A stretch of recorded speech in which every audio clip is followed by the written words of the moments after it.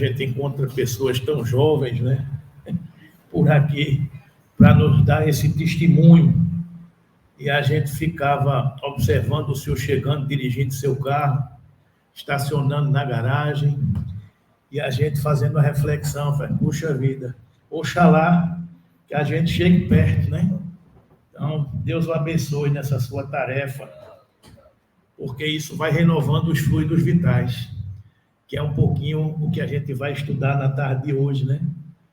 Essa renovação do estudo espírita, a gente vai passando, como o professor Humberto fez a reflexão, a gente vai estudando a doutrina espírita e ela se renova porque a gente vai estudar até aprender, até internalizar e até poder exemplificar, né? Até poder sair ensinando por aí. É o que eu costumo dizer aqui, que não é apenas ler o livro dos Espíritos, é ler, mas mais do que ler, é estudar. E mais do que ler, e mais do que estudar, é entender. E mais do que ler, mais do que estudar, e mais do que entender, é internalizar. E mais do que ler, mais do que estudar, mais do que entender, mais do que internalizar, é transformar-se. E mais do que ler, mais do que entender, mais do que estudar, mais do que internalizar, mais do que transformar, é sair ensinando por aí como bom semeador. Então, ler a doutrina espírita é estudar, é entender, é internalizar, é transformar e é semear. Então, a gente nunca cansa de ler novamente, porque cada vez que a gente lê novamente, a gente estuda diferente, a gente entende diferente, a gente internaliza diferente, porque a doutrina está posta, mas a gente muda. Nós mudamos, porque nós somos almas em processo de evolução. E como processo de evolução, a nossa visão do primeiro andar do degrau é uma, mas se a gente já subiu para o segundo degrau, a nossa visão passa a ser outra. Se a gente vai para o terceiro degrau, a nossa visão passa a ser outra. Então, cada vez que a gente sobe um degrau, a nossa perspectiva muda, o nosso entendimento muda, a nossa compreensão muda, né? Então, hoje, a gente vai estudar essas questões 422 a 424 do Livro dos Espíritos, que está na parte segunda do Mundo Espírita, ou Mundo dos Espíritos, que fala sobre a emancipação da alma. Então, antes de entrar diretamente nas questões de emancipação da alma, já que a gente está aqui para estudar, né?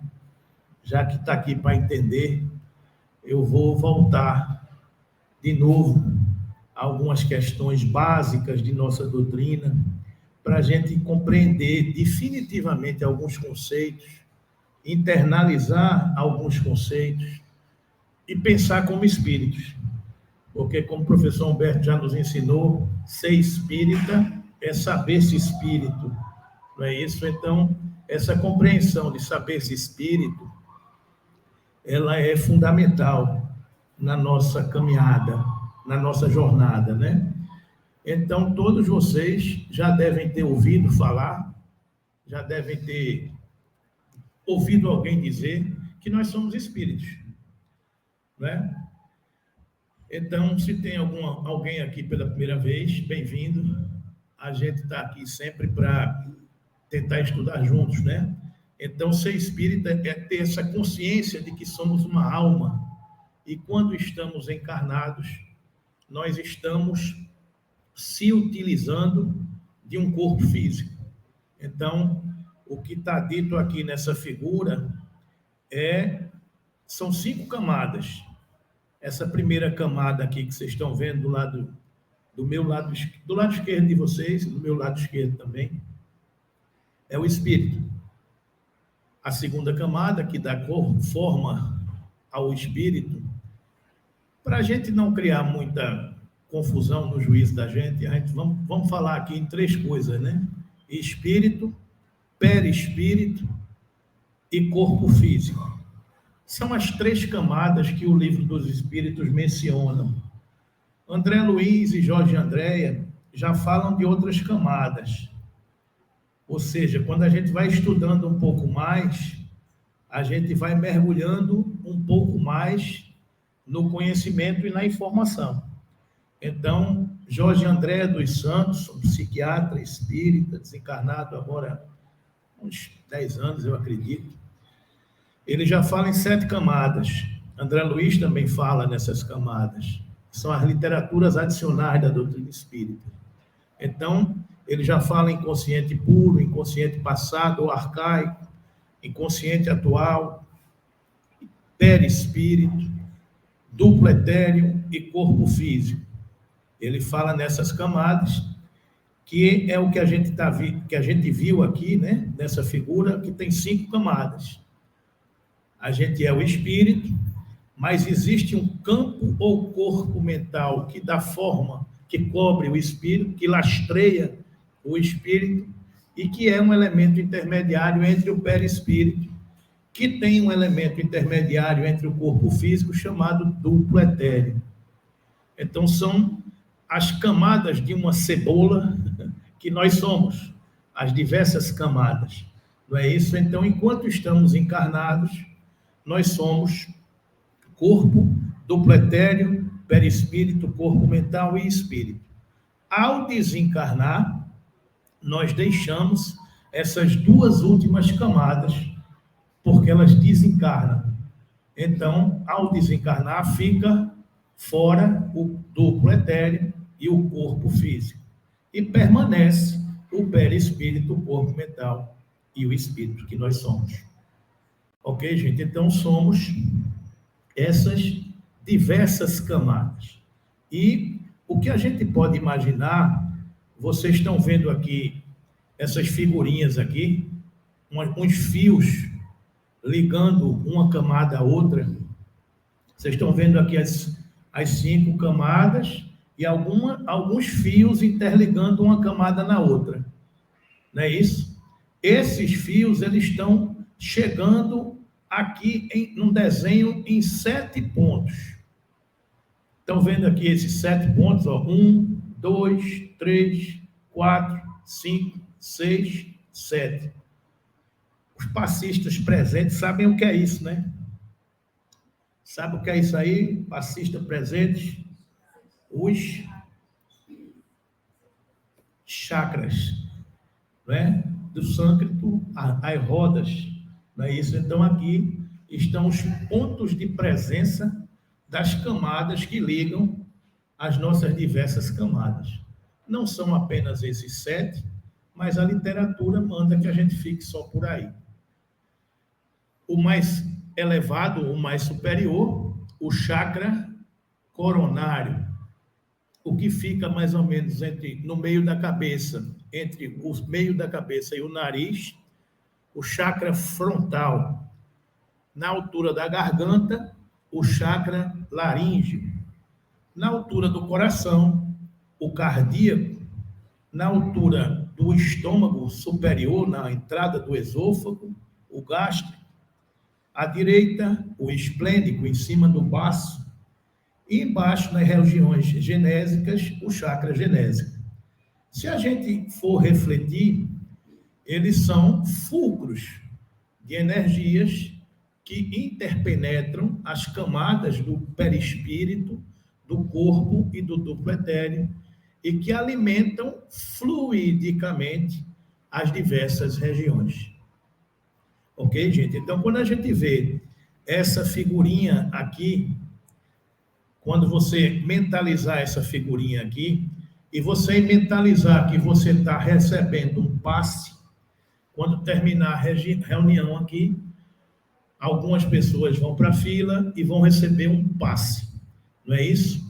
Então, quando você for receber um passe, você está imaginando que o passista, ele está mentalizando uma transmissão de fluidos dele da espiritualidade e da natureza. Se soma A mais B mais C, e ele vai beneficiar fluidicamente quem está recebendo o passe. O passe ele é captado por esses centros de força. Então, você recebe essa energia pelos centros de força. O centro de força que fica no duplo etéreo, como ele está conectado molécula a molécula ao corpo físico, o benefício que você está recebendo do passe, ele se expande para o corpo físico. É por isso que muitas vezes, quando você toma um passe, você se sente beneficiado, fortalecido. Por quê? Porque vamos imaginar que você está com dor de cabeça. Aí você diz assim, não, eu estou com dor de cabeça do lado direito. Não, eu estou com dor de cabeça do lado esquerdo. Não, eu estou com dor de cabeça no meio da cabeça. Você não toma um analgésico do lado direito, não toma um analgésico do lado esquerdo, nem toma um analgésico para o meio da cabeça. Você toma um analgésico. O analgésico, o princípio fisiológico da ciência humana, ele dilui o analgésico, que é um medicamento químico, e que ele diluído, ele vai penetrar aonde? Na corrente sanguínea. Ele chegando na corrente sanguínea, ele vai bloquear determinados neurotransmissores responsáveis pela dor. Então, você não precisa saber exatamente onde é a dor, porque a corrente sanguínea fará com que o medicamento chegue onde ele for preciso. Por analogia, por onde é que circula o fluido vital no nosso organismo? Por onde é? Vai cair no Enem. Pelo fluido vital que está na corrente sanguínea. Então, o fluido vital que você toma um medicamento tomando passe, ele também vai percorrer o seu organismo pela corrente sanguínea. E como é que você liga as diversas regiões que estão ligados esses chakras? Estão observando onde ficam os chakras? No centro, lá em cima na cabeça, na epífise, no frontal, no meio da cabeça, ligando os diversos órgãos aqui da face, na laringe, gargantas e ouvido, no coração, corações e pulmão, na região gástrica, estômago, rins, todo o aparelho digestivo, na região esplênica, em cima do baço, e na região genésica, onde ficam os órgãos genitais. Cada chakra, ele é responsável pela energização dos nossos órgãos, do nosso corpo físico. Então, quando a gente toma um medicamento fluídico, este fluido beneficia fluidicamente o nosso chakra responsável por aquela região, que alimenta o corpo físico nos diversos órgãos do nosso corpo físico, que atingem todo o corpo físico. Entenderam, gente, como a coisa é? A ciência espírita vem em nosso socorro, aprender a gente viver melhor. Então, quando você está com uma gastrite, você toma um remédio da família Zol, o pantoprazol, o meprazol, o ceilazol, o anzol, qualquer zol aí. Você toma um que é um remédio que vai neutralizar a produção de suco gástrico, para diminuir a acidez do seu estômago. Mas se você também beneficia com o passe vai beneficiar fluidicamente o estômago, que pode materializar benefício para auxiliar. Quando você faz homeopatia, você faz acupuntura, você bota as agulhinhas que ficam nos diversos pontos nervosos que circulam o nosso organismo. não sei quantos meridianos que terminam no pé. Ou seja, meus irmãos, em tudo há fluido, em tudo há vida. Fluidos superiores, equilibrados, benéficos, produzem cura. Fluidos desalinhados, desorganizados, angustiados, dolorosos, densos, produzem doença. Então, estar produzindo bons fluidos, estar com o pensamento aliado, com um padrão vibratório superior, você está tomando remédio para a sua alma. Está com o pensamento desalinhado, desarranjado, sofrido, denso, a gente está tomando remédio que não vai fazer mal. A gente está bebendo do nosso próprio veneno. Estão entendendo, gente? A gente está em paz, a gente está jogando na nossa corrente sanguínea harmonia. A gente está fora da paz, a gente pode estar provocando na nossa corrente sanguínea desarmonia. É simples assim. Nós somos isso. Nós somos espíritos encarnados em um corpo físico. E, como diz Jorge Andréa, o nosso funcionamento, aqui embaixo, gente, o nosso funcionamento material seria, em tudo, o resultado da elaboração das correntes energéticas profundas que o bloco espiritual emite. Que bloco espiritual? Camadas 1, 2 e 3.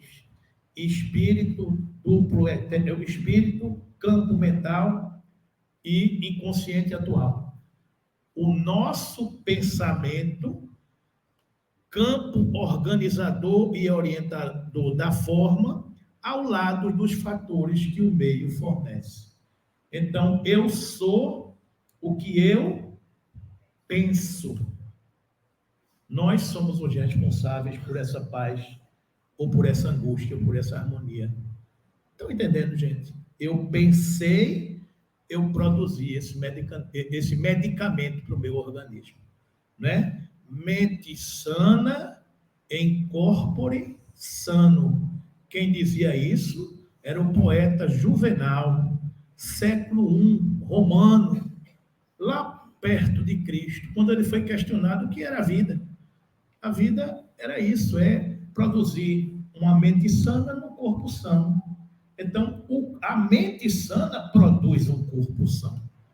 Então, eu estou criando essa introdução aqui, esse pano de fundo, para a gente entender o que a gente é, né? Então, nós somos, resumidamente, nós somos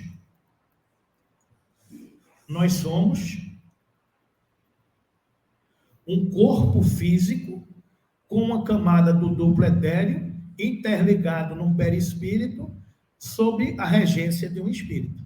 Enquanto eu estou encarnado, as correntes fluídicas acontecem dos dois planos, o bloco espiritual e o bloco material. Nós somos isso.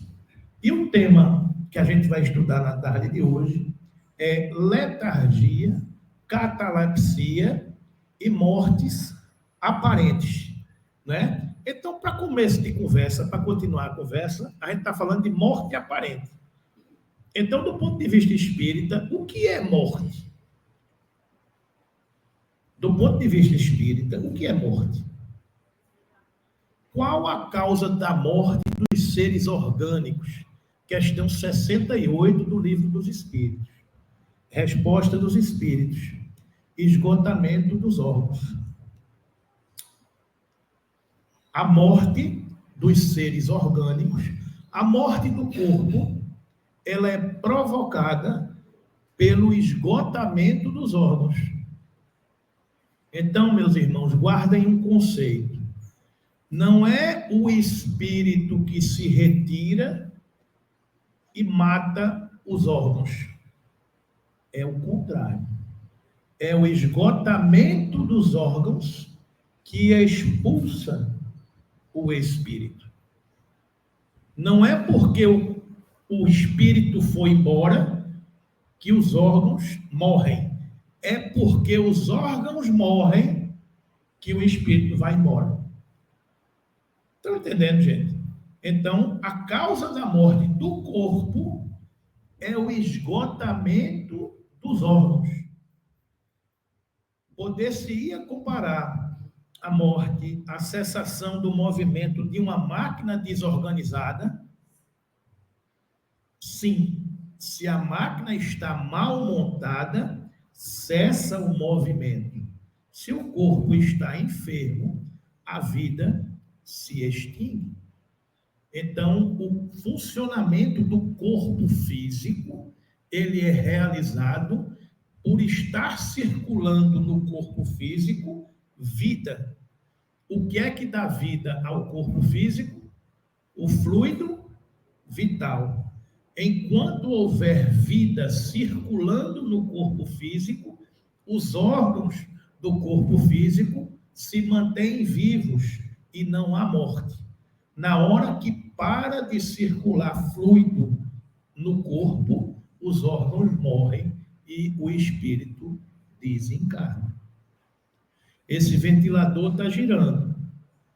Por que o ventilador está girando?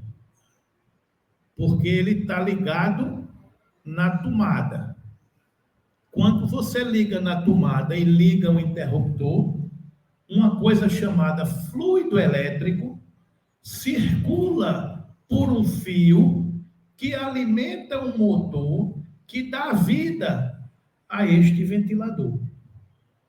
Se eu tirar o ventilador da tomada, para de circular o fluido elétrico. Logo, o ventilador morre, deixa de funcionar. A mesma coisa acontece com o corpo físico.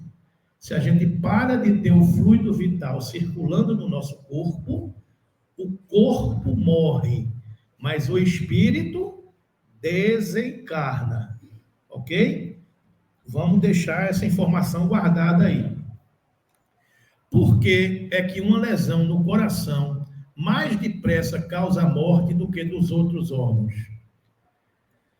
O coração é a máquina da vida, quem bombeia o sangue, o fluido que alimenta todos os órgãos do corpo. Não é isso? Não é, porém, ele o único órgão cuja lesão ocasiona a morte. Ele não passa de uma das peças essenciais. Ok, gente? Do que é feito da matéria e do princípio vital dos seres orgânicos quando estes morrem? Aquelas duas camadas, a matéria e o princípio vital dos seres orgânicos. Eu não sei se eu disse aqui, mas o duplo etéreo é o tanque de combustível de fluido vital. A função do duplo etéreo é armazenar fluido vital. Então, é ele que armazena o fluido vital para a nossa encarnação. É o tanque de gasolina, que a gente vai fazer uma viagem de 100 anos, como o professor Humberto. Né? Então, quando ele preparou a encarnação dele, lá em cima, no plano espiritual, disse, olha, o senhor vai passar uma encarnação durante 100 anos. Então, a quantidade de fluido vital que o senhor vai precisar, eu vou armazenar nesse duplo etéreo para o senhor viver 100 anos. Aí, como ele vive regradamente, é magrinho, cuida do corpo físico, ele vai gastando o que está previsto no manual, né? Você vai fazer 15 quilômetros com 1 litro de fluido vital. Mas se você não usa direito o corpo, se você passa marcha muito esticada, se você dá cavalo de pau, se você gasta o motor desregradamente, o que estava previsto no manual de fabricação, de gastar 15 quilômetros com 1 litro de fluido vital, você gasta 7. Aí, quando chega no meio da viagem, você olha para um camarada com 50 anos que parece que ele tem 80. Rapaz, cadê o tanque de combustível que tu tinha para gastar? Que senão eu gastei antes do tempo. Aí a pátria espiritual faz, rapaz, o que é que esse camarada está fazendo aí? Ele está sendo útil. Tá, a encarnação dele é importante que ele permaneça vivo.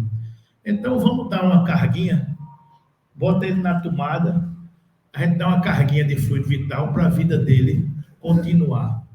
Ou então estava previsto o camarada desencarnar, como a gente vê algumas figuras por aí. Estava previsto ele desencarnar, mas também estava previsto que alguém ia pegar o bastão e continuar. Mas a turma que estava previsto pegar o bastão e continuar, não chegou a tempo. Aí a espiritualidade falou, rapaz, não chegou não. Quem é que vai substituir esse povo? Vamos botar uma energiazinha nos tanques de combustível desse povo. Aí vem aquela história chamada moratória.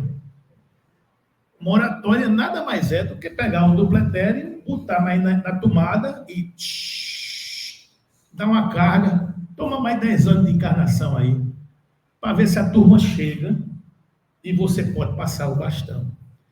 É o mecanismo da vida que acontece todos os dias. Quando a gente toma um passe, a gente se energiza para receber um pouco mais vitalidade para viver melhor. A gente se alimentando, a gente energiza o corpo físico e por aí vai. A gente contribuindo para o nosso bem-estar, para o nosso bem viver. Não é isso? Então, o que é feito da matéria e do princípio vital, dessas camadas enquanto estamos no corpo físico? A matéria inerte se decompõe e vai formar novos organismos. O princípio vital volta à massa de onde saiu. A vitalidade que os corpos têm quando desencarna, quando você gasta o tanque de combustível todinho, ele se dilui naturalmente. Mas quando você tem uma morte repentina, abrupta, o cabo desencarna com o tanque de gasolina cheio. E tem muito espírito que quer esse tanque de gasolina, porque ele promove as sensações físicas da matéria. Então, o que é feito com esse fluido vital quando se há mortes repentinas? Vão brigar. A turma vai brigar por aí atrás desses fluidos vitais. Mas isso é assunto para outra história. De vez em quando a gente se encontra com alguns espíritos nas reuniões mediúnicas que dizem que vivem nos cemitérios, se alimentando dos fluidos vitais, daquelas almas recém-desencarnadas, que ainda possuem muito fluido vital. Mas isso é outro assunto. Quem quiser se deter nesse assunto mais para frente, mas não se extingue momentaneamente. E quanto mais força de fluido vital existe no corpo físico, mais preso ao corpo está o espírito. É a cola que liga o corpo físico ao perispírito. É o fluido vital. Quanto mais vida abundante você tem, mais fluido vital você tem, mais preso ao corpo o perispírito está. Quando você tem uma morte que o fluido vital vai se diluindo, vai se esgotando, o desencarne é um desenlace, é um desatar de laços. A gente vê, por exemplo, moribundos ou pessoas em coma, no processo de doença do corpo físico, eles viverem, muitas vezes, a realidade do mundo espiritual. Um doente na cama dizendo, eu estou vendo minha mãe, eu estou vendo meu pai, fulano de tal está aqui. O que é isso? É que os laços perispirituais do corpo físico e do perispírito já estão rotos. Então, aquele espírito está lá e está cá. Está com um pé lá e um pé aqui. Nos momentos de transe, ele está vendo o mundo espiritual. E aí ele dá notícias. No momento de mais preso ao corpo, ele não vê. Então, ele está vivendo a mediunidade. Porque o médium, também expandindo o seu perispírito, ele vê a dupla vista. Ele vê o mundo material e ele vê o mundo espiritual. Tudo isso relacionado à cola que liga o corpo vital, o corpo físico ao corpo espiritual através do fluido vital. Ok, gente? Conceitos para a gente ir entendendo o que nós somos. para a gente ir entendendo que não há milagres, que a gente está falando aqui de leis naturais, que tudo isso faz parte da nossa vida, que a gente conhece, que a doutrina espírita nos apresenta com muita tranquilidade. A morte é do corpo físico. O perispírito se desencarna, né? Desencarna-se do corpo físico. É aquela história. É uma experiência da alma humana, aonde a gente entra e sai do corpo sem nunca ter saído da vida. A vida é a do espírito. A experiência é da alma humana. A experiência é do espírito, que necessita da encarnação, mas que deixa a encarnação. Então, a gente entrar e sair do corpo e nunca sair da vida é a experiência do espírito. É o encarnar e desencarnar. Esta compreensão é que o espírita tem que ter. Ao ver alguém desencarnar, não é motivo de angústia, é motivo de saudade, sim, mas não é motivo de dor, porque é uma experiência da alma humana, onde todos entram e saem do corpo, sem nunca ter saído da vida. Essa é a percepção, é a serenidade de quem sobe um degrau e enxerga a vida como o conjunto desta oportunidade. Ser espírita é saber-se espírito e estar pleno dos conceitos e das faculdades que envolvem a experiência da alma humana. É simples assim. Ok, gente? Então, a morte é do corpo físico. A encarnação é um processo de ligação corpo e espírito, através do perispírito. Ok? Encarnar é enlaçar-se. Encarnar é enraizar-se. Eu tenho um espírito que, ao reencarnar, ele vai se ligando molécula a molécula ao corpo físico. Olha o que Jorge Andréa dos Santos disse aqui, ó. Ó, como é que ele chama o corpo espiritual? Campo organizador e orientador da forma. A gente, quando lê apressadamente uma frase dessa, na primeira vez que a gente lê, a gente passa despercebido. Na segunda vez que a gente lê, a gente passa despercebido. Na terceira, quarta, quinta, sexta, sétima, oitava, nona e décima, a gente passa despercebido. Mas lá pela 12ª vez, a gente olha assim e fala, o que ele quer dizer com isso? Espera aí. Campo organizador e orientador da forma. Chega um dia que você acorda e diz assim, senhor Edmundo, por que a multiplicação celular de um feto, ela não fez um corpo feito um jacaré? Você amanhece o dia pensando nisso. Por que papai e mamãe geraram o embrião e o embrião começou a se dividir celularmente e uma célula virou 2, que virou 4, que virou 8, que virou 16 e foi formando cabeça, tronco, membro e o dedo tem um tamanho proporcional e o pé e o coração e os órgãos. Quem foi que disse que ia ter aquela forma? Você, quando vai fazer um bolo, você pega trigo, açúcar, farinha, leite, mistura, bate. Qual é a forma do bolo? Você vai precisar pegar aquela massa, que se você pegar a massa, botar num tabuleiro assim reto, ela se estende e você faz um bolo de tabuleiro, né? Se você faz naquela forma tradicional, ela vem naquele bolo tradicional. Se você faz um cupcake, você vai fazer um bolo pequenininho, não é assim? Porque tudo tem uma forma. E quem é que dá forma ao bolo? É a forma. E quem é que dá forma ao nosso corpo? Aí você acorda de madrugada e fala, eita, quem foi que mandou aquele corpo ser desse jeito? Quem foi que mandou aquele corpo nascer com a deformidade? Deu um defeito aonde? Campo organizador e orientador da forma.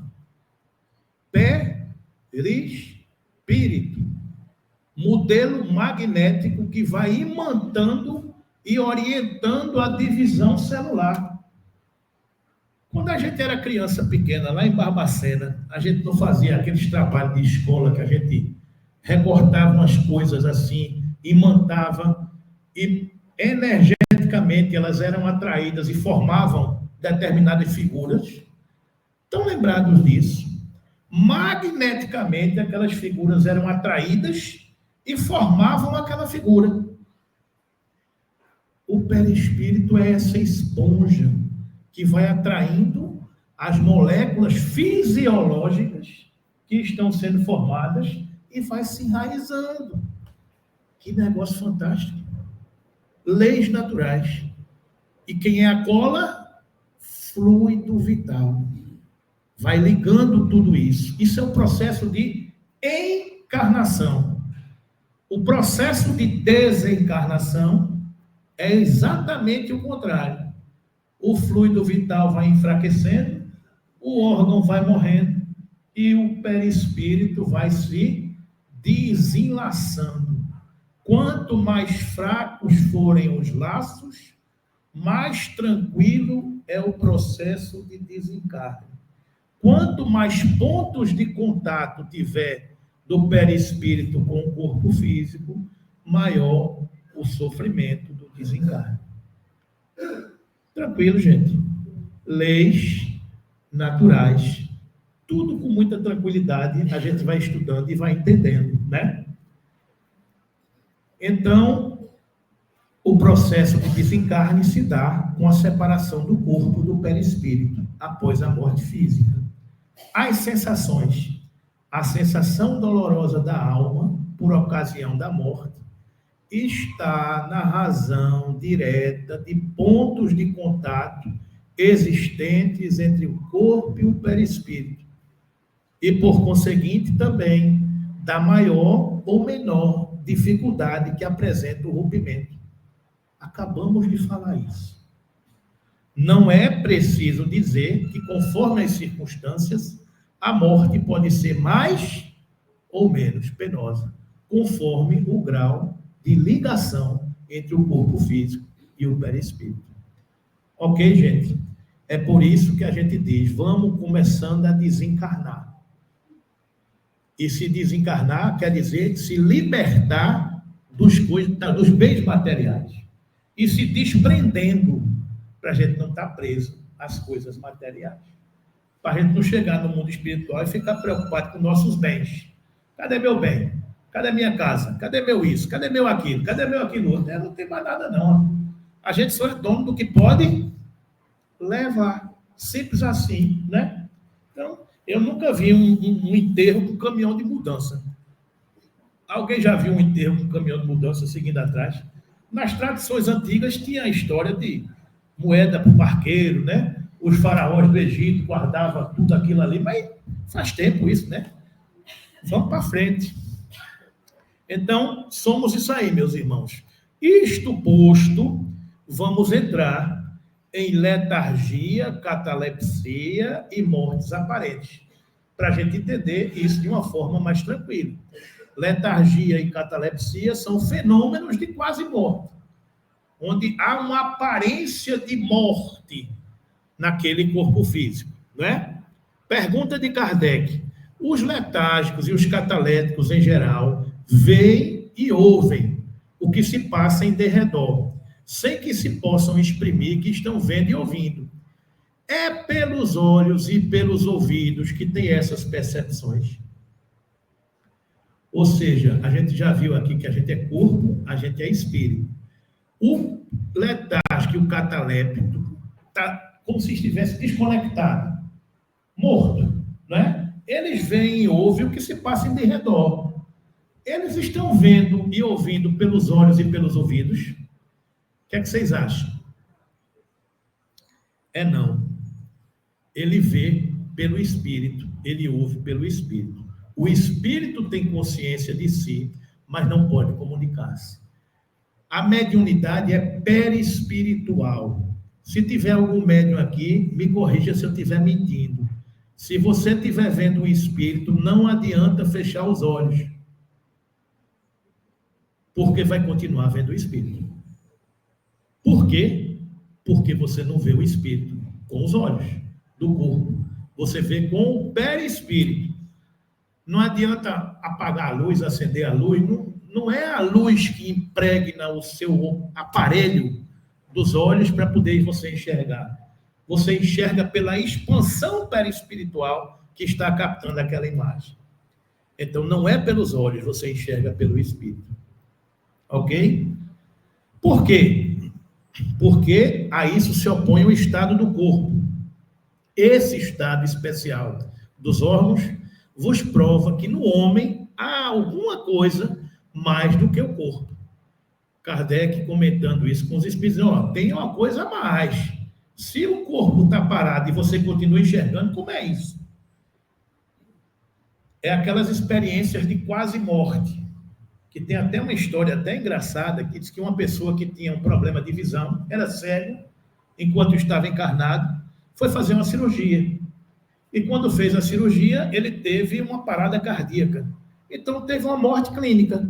E na hora que ele estava tendo a morte clínica, os médicos o ressuscitaram, e naquela agonia, um equipamento do médico caiu.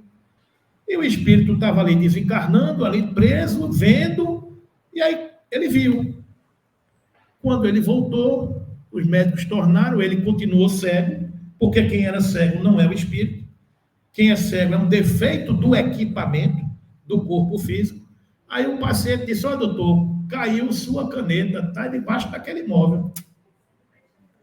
Mas seu tu não é cego. E tu não estava morto.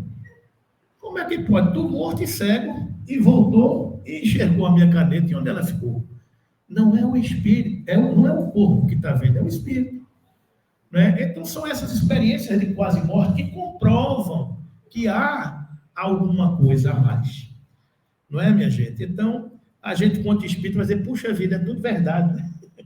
A gente tem essa dúvida, né? Mas, questão 423. Na letargia, pode o espírito separar-se inteiramente do corpo, de modo a imprimir-lhe todas as aparências da morte e voltar depois a habitá-lo? Na letargia, pode o espírito separar-se inteiramente do corpo, de modo a imprimir-lhe todas as aparências da morte e voltar depois a habitá-lo? Essa pergunta de Kardec. Vamos ver a resposta. Na letargia, o corpo não está morto, porquanto há funções que continuam a executar-se. Sua vitalidade se encontra em estado latente. De alguma forma, parou de funcionar o fluido vital. Como na crisálida, porém não aniquilada. Ora, enquanto o corpo vive, o espírito se lhe acha ligado. Em se rompendo, por efeito da morte real, e pela desagregação dos órgãos, os laços que prendem um ao outro, integral, se torna a separação, e o espírito não volta mais ao seu envoltório. Quando um homem aparentemente morto volve à vida, é que não era completa a morte. Entenderam aqui, gente? Quando se diz um ditado popular que diz a vida está por um fio, é que ali ainda há esperança do fluido vital entrar e recuperar tudo isso. Vocês já viram uma expressão que antigamente se dizia, foi salvo pelo gongo. Já ouviram essa expressão, salvo pelo gongo? Sabe de onde vem essa expressão, salvo pelo gongo? Antigamente era mais comum as pessoas serem enterradas vivas, porque não dava tempo de descobrir que a pessoa estava tendo um episódio de letargia. Então enterrava o freguês e vira e mexia, encontrava o defunto virado. Aí a turma botava um sininho no caixão e ele puxava, se estivesse vivo ali dentro. Puxava, balançava o sino. Eita, abre que o camarada está vivo. Foi salvo pelo gongo, né? O nosso patrono espiritual, Peixotinho, teve um episódio, que foi isso, pessoal, de letargia. Foi, inclusive, velado, né? Estava sendo velado. Um desses seus episódios mediúnicos, que entrou num transe profundo e confundiu-se com letargia. Foi velado e no meio do enterro acorda. Disse, ó, o que é que eu estou fazendo aqui? Tem gente correndo até hoje, né? Não é? Letargia, né? Então, enquanto a vida, segurando por um fio, o espírito não desencarnou ainda, né? 424. Por meio de cuidados dispensados a tempo, podem reatar-se os laços prestes a se desfazerem, restituindo-se à vida um ser que definitivamente morreria se não fosse socorrido? Claro que sim, né, gente?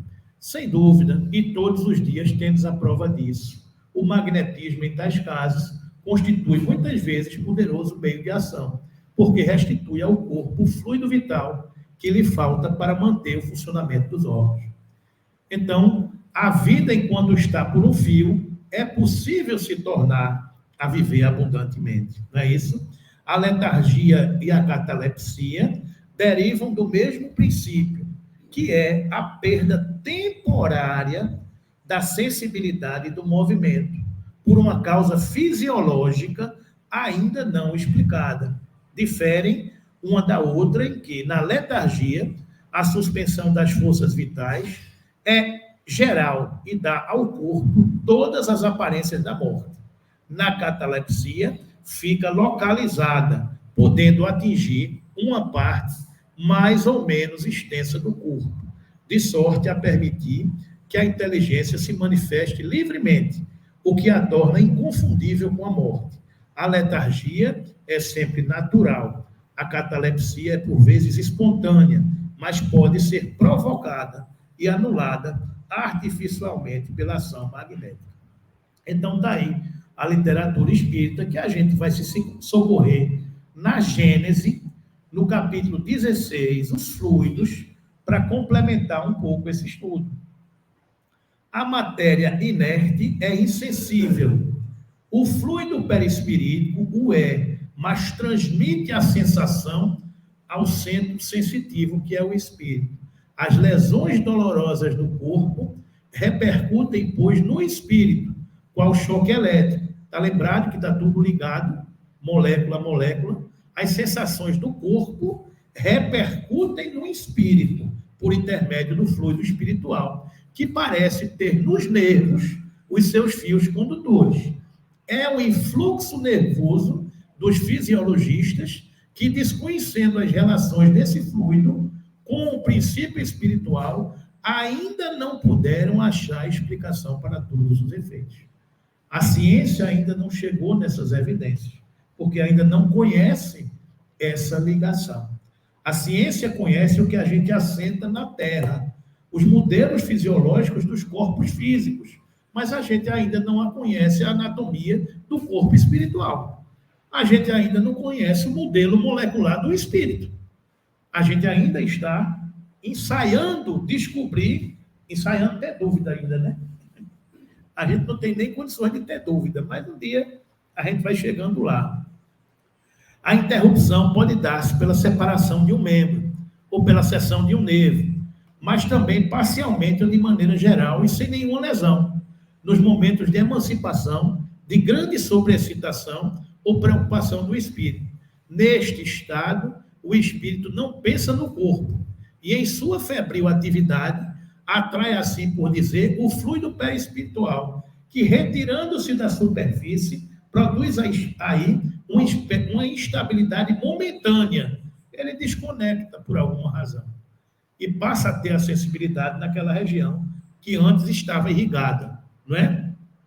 Poder-se-ia também admitir que, em certas circunstâncias do próprio fluido espiritual, uma modificação molecular se opera, que lhe tira temporariamente a propriedade de transmissão. É por isso que, muitas vezes, no ardor do combate, um militar não percebe que está ferido e que uma pessoa cuja atenção se acha concentrada no trabalho não ouve o ruído que se lhe faz em torno. Efeito análogo, porém mais pronunciado, se verifica em alguns sonâmbulos, na letargia e na catalepsia. Finalmente, do mesmo modo, também se pode explicar a insensibilidade dos convulsionários e de muitos mártires. Por alguma razão que a ciência ainda não sabe explicar, há uma desconexão dessa sensibilidade fluídica nesta ligação perispírito ao corpo físico. E deixa de circular o fluxo sanguíneo que provoca uma determinada situação. Cessado o efeito, volta a funcionar normalmente. É um pouco isso que está sendo estudado e dito aqui, né? A paralisia já não tem absolutamente a mesma causa. Aí o efeito é todo orgânico. São os próprios nervos, os fios condutores, que se tornam inaptos à circulação fluídica. São as cordas do instrumento que se alteram. Se eu sentar em cima da perna de mau jeito, eu fico com a perna dormente. Por que eu fico com a perna dormente? Porque deixa de circular o sangue. Se eu voltar a uma posição normal, o sangue volta a circular e acaba a dormência porque o sangue voltou a circular. Em certos estados patológicos, quando o espírito ha deixado o corpo e o perispírito só por alguns pontos se lhe acha aderido, apresenta ele o corpo todas as aparências da morte e anuncia-se uma verdade absoluta, dizendo que a vida aí está por um fio. Semelhante estado pode durar mais ou menos tempo, podem mesmo algumas partes do corpo entrar em decomposição, sem que, no entanto, a vida se ache definitivamente extinta. Enquanto não se haja rompido o último fio, pode o espírito, quer por uma ação enérgica da sua própria vontade, quer por um influxo fluídico estranho, a vida estava por um fio. No Evangelho, a gente tem 3 passagens que falam sobre isso. O filho da viúva de Naim, a viúva de Jairo e quem é o outro? Jonas? Não, Lázaro. A ressurreição de Lázaro. 3 passagens do Evangelho que se fala de um influxo fluídico estranho, o poder fluídico do Senhor Jesus de Nazaré, que restituiu a vida a estas passagens do Evangelho, que também está explicado na Gênesis, né? Igualmente, forte ser chamado a volver ao corpo. É como se explicam certos fatos de prolongamento da vida contra todas as probabilidades e algumas supostas ressurreições. É a planta a renascer, como às vezes se dá, de uma só fibrila da raiz. Uma plantinha está morrendo, mas se tem um fio de esperança, você pode recuperar aquela plantinha e ela voltar a florescer, né? Quando, porém, as últimas moléculas do corpo fluídico se têm destacado do corpo carnal, ou quando este último há chegado a um estado irreparável de degradação, impossível se torna todo o regresso à vida. Então, não há milagres, há cura em todos esses processos aí. Segundo leis naturais, não é isso? A filha de Jairo é aquilo que a gente tinha acabado de falar, né? Tendo Jesus passado novamente de barca para outra margem, logo que desembarcou, grande multidão se lhe apinhou ao derredor. Então, o chefe da sinagoga, chamado Jairo, veio ao seu encontro e, se aproximando dele, lhe lançou aos pés, a suplicar com grande instância, dizendo: tenho uma filha que está no momento extremo, vem impor-lhe as mãos e curar e salvar-lhe a vida. Jesus foi com ele, acompanhado de grande multidão, o que o comprimia. Quando Jairo ainda falava, vieram pessoas que lhe eram subordinadas e disseram: tua filha está morta, porque hás de dar ao mestre o incômodo de ir mais longe. Jesus, porém, ouvindo isso, disse ao chefe da sinagoga: não te aflijas, crê apenas. E a ninguém permitiu que o acompanhasse, senão a Pedro, Tiago e João, irmão de Tiago. Depois a gente entra no mérito, porque só os 3, né? Mas são médicos, efeitos físicos, para promover a situação ali da hora, né? A reunião. Vamos lá. Chegando à casa da sinagoga, do chefe da sinagoga, viu ele uma aglomeração confusa de pessoas que choravam e soltavam gritos. As famosas carpideiras já estavam presentes, chorando a morte da filha de Jairo. Entrando, disse-lhes ele: por que fazeis tanto alarido e por que chorais? Esta menina não está morta, está apenas adormecida. Zombavam dele, tendo feito que a toda a gente saísse, chamou o pai, a mãe e a menina, e os que o tinham vindo em sua companhia, e entrou no lugar. onde a menina se achava deitada. Tomou-lhe a mão e disse: Talita cumi, isto é, minha filha, levanta-te e eu te ordeno. No mesmo instante, a menina se levantou e se pôs a andar, pois contava 12 anos, e ficaram todos maravilhados e espantados. O que é isso? Um fenômeno de a vida que estava por um fio, e há um influxo fluídico do Mestre Jesus, ela retornou à vida e viveu abundantemente, né? Semelhante a isso, o filho da viúva de Naim. No dia seguinte, dirigiu-se Jesus para uma cidade chamada Naim, acompanhavam seus discípulos e grande multidão do povo. Quando estava perto da porta da cidade, aconteceu que levavam a sepultar um morto, que era filho único de sua mãe, e essa mulher era viúva. Estava com ele grande número de pessoas da cidade. Tendo a vista, o Senhor se tomou de compaixão para com ela, ele disse: não chores. Depois, aproximando-se, tocou o esquife, e os que se conduziam pararam. Então disse ele: mancebo, levanta-te, eu o ordeno. Imediatamente, o moço se sentou e começou a falar. E Jesus o restituiu à sua mãe. Todos os que estavam presentes ficaram tomados de espanto e glorificavam a Deus, dizendo: um grande profeta surgiu entre nós e Deus visitou o seu povo. O rumor desse milagre que se fizera se espalhou por toda a Judéia e todas as regiões circunvizinhas. E para concluir, o contrário seria as leis da natureza e, portanto, milagroso o fato de voltar à vida corpórea um indivíduo que se achasse realmente morto. Ora, não há mistério que se recorra a essa ordem de fatos para ter-se a explicação da ressurreição que Jesus operou.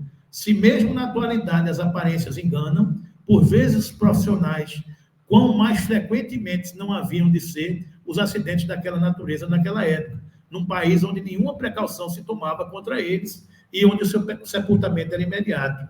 É, pois, de todo ponto provável que nos dois casos acima apenas síncope ou letargia houvesse. O próprio Jesus declarara positivamente com relação à filha de Jairo: essa menina, disse ele, não está morta, está apenas adormecida.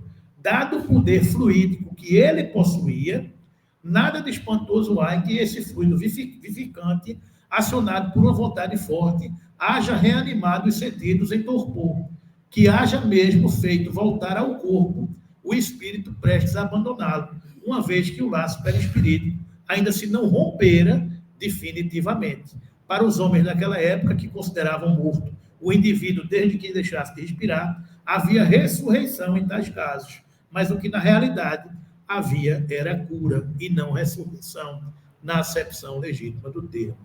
Então, meus irmãos, vamos ficando por aqui, a hora já chegou, né? O objetivo da gente era trazer essa reflexão, esses estudos, para a gente compreender, na doutrina espírita, tudo está conforme as leis naturais.